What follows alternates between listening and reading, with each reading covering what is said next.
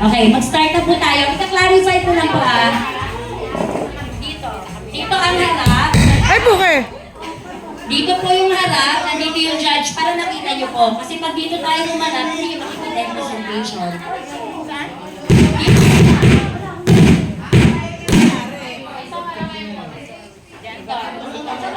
Ay, sinang doon ah.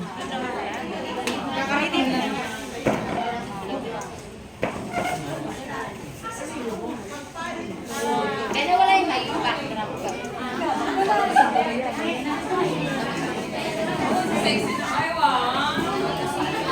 Go front row!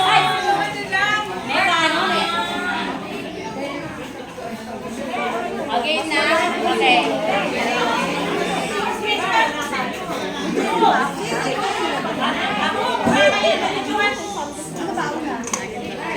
Cheer na, dalawa lang kasi kayo makakatapan sa cheer. So, mamaya na yung cheer.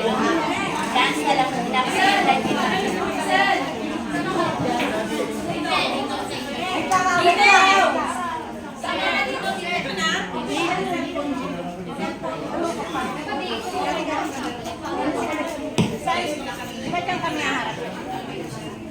Ayan. Mag-i-start na po tayo ha. Okay. Clarify ko lang po. Ba yan? Nakakatalo ko siya. Okay, clarify ko lang po yung di ba para tayong totoo, merong criteria for judging. Alright.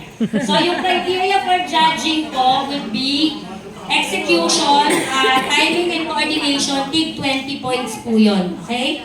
Yung choreography po, 30 points. Yung costume and Ganda natin, obviously lahat po ng effort, 10 points po siya. And overall impact, 20%. So that would be 100%. Okay? Tapos sinabi po namin, di ba, may best in cheer. But I think hindi lahat ng 5 groups nag-prepare ng cheer. So para po ngayon, yung dance contest muna yung grade or score. Yung cheer po, yung dalawang team na nag-prepare, mamaya po sila magbabattle. Okay? Clear po? Okay. So, nagbunutan po tayo kanina. We'll start with Krung ladies. Dito pa.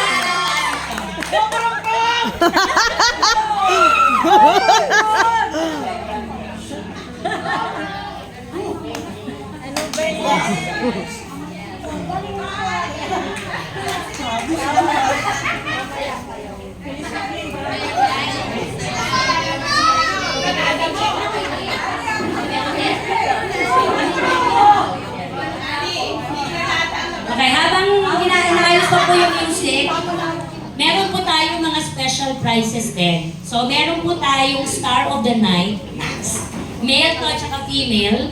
We also have Best in Costume. Hindi ko alam kung paano yung i-grade yung Best in Costume. Tapos, Best in Cheer. So, I think tatlo po yung nag-prepare sa grupo ng cheer. So, mamaya po natin titignan yung cheer. Okay? After po nung presentation, nung dance competition. Okay na? Again, let's give it up for Krung ladies! Krong krong!